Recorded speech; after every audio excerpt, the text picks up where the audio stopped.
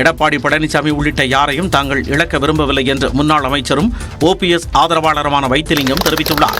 தஞ்சாவூரில் செய்தியாளர்களை சந்தித்த அவர் இதனை தெரிவித்தார். நாங்கள் யாரையும் இழக்க விரும்பல, எடப்பாடியும் இழக்க விரும்பல, மற்றவர்களையும் இழக்க விரும்பல. அப்படி அவர்கள் இந்த இயக்கம் ஒன்றாக வேண்டும் என்று நினைக்காதவர்கள், விரும்பாதவர்கள் அவர்களாகவே வெளியேறி விடுவார்கள். இது காலத்தின் கட்டாயம். அதிமுக ஒன்றாக இணைய வேண்டும் என்று அனைத்து தொண்டர்களும் விரும்புவதாகவும் வைத்திலிங்கம் கூறினார். இன்னும் அவர்கள் சுற்றுப்பணம் ஒருங்கிணைக்க செல்கிறார்கள். அவரையும் டிடிவி அவர்களையும் OPS அவர்களையும் எடப்பாடி அவர்களையும் அனைத்தையும் ஒன்றிணைக்க வேண்டும் என்பதுதான் ஒவ்வொருடைய தொண்டனின் எண்ணம்.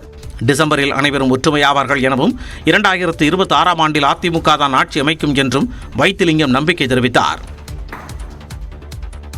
சென்னை சென்ட்ரல் ரயில் நிலையத்திற்கு மீண்டும் கெட்டுப்போன இறைச்சி கைப்பற்றப்பட்டது தொடர்பாக விசாரணை நடைபெற்று வருகிறது. சென்னை சென்ட்ரல் ரயில் நிலையத்திற்கு ரயிலில் கொண்டுவரப்பட்ட 1556 கிலோ கெட்டுப்போன ஆட்டிறைச்சியை பறிமுதல் செய்து உணவு பாதுகாப்பு அதிகாரிகள் விசாரணை நடத்தினர். சென்னை சென்ட்ரல் ரயில் நிலையத்தின் பார்சல் அலுவலகத்தில் உணவு பாதுகாப்பு அதிகாரிகள் சோதனை மேற்கொண்டனர். அப்போது ஆட்டுக்கறி, கோழிக்கறி, பன்னீர் மற்றும் காளான் உள்ளிட்டவை அழுகிய நிலையில் பெட்டிகளில் அடைத்து வைக்கப்பட்டிருந்ததை கண்டு அதிர்ச்சி அடைந்தனர். டெல்லியிலிருந்து சென்னை சென்ட்ரலுக்கு தமிழ்நாடு விரைவு ரயிலில் வந்து சேர்ந்த இறைச்சி கடந்த 1ஆம் தேதியே சென்னைக்கு வந்திருக்க வேண்டும். அதோடு இறைச்சி எப்போது வெட்டப்பட்டது, எந்தெந்த உணவு விடுதிகளுக்கு செல்கிறது என்ற விவரங்கள் இல்லை. அதனால் அனுப்பியவர் மற்றும் பெற்றுக்கொள்ள இருந்தவரை கண்டறிவதில் சிக்கல் ஏற்பட்டுள்ளது. இந்த பார்சல் எல்லாம் பார்த்தோம்னா நம்ம டெல்லியில இருந்து இங்க வந்திருக்கு தமிழ்நாடு எக்ஸ்பிரஸ்ல. அது ஆக்சுவலா வந்து முன்னாடியே வர வேண்டிய இந்த பொருட்கள் எல்லாம் ரொம்ப டிலேவா வந்திருக்குது.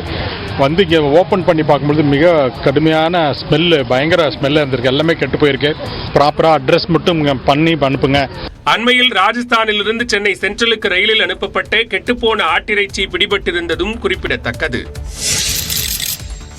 சென்னை கிண்டியில் உள்ள புகழ்பெற்ற ரேஸ்கோர்ஸ் மைதானத்திற்கு 730 கோடி ரூபாய் வாடகை பாக்கி காரணமாக மாநகராட்சி அதிகாரிகள் சீல் வைத்தனர். சென்னை கிண்டியில் சுமார் 160 ஏக்கர் பரப்பளவில் ரேஸ்கோர்ஸ் மைதானம் அமைந்துள்ளது. இதில் சுமார் 80 ஏக்கர் பரப்பளவிலான மைதானம் குதிரை பந்தயத்திற்காக பயன்படுத்தப்பட்டு வந்தது.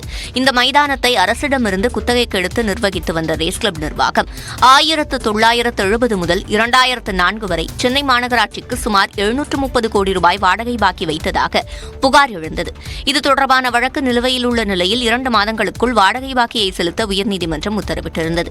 குறிப்பிட்ட காலக்கெடுவுக்குள் ரேஸ் கிளப் நிர்வாகம் பாக்கியை செலுத்தவில்லை என்று கூறப்படுகிறது. இந்நிலையில் ரேஸ்கோர்ஸ் மைதானத்தின் 4 வாயில்களுக்கு சென்னை மாவட்ட வருவாய்த்துறை அதிகாரிகள் சீல் வைத்தனர்.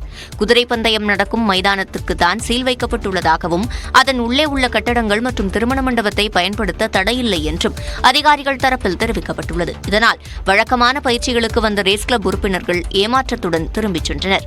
கிண்டி ரேஸ்கோர்ஸின் குத்தகையும் ரத்து செய்யப்பட்ட நிலையில் அதனை எதிர்த்து உயர்நீதிமன்றத்தில் ரேஸ்கோர்ஸ் நிர்வாகம் வழக்கு தொடர்ந்துள்ளது.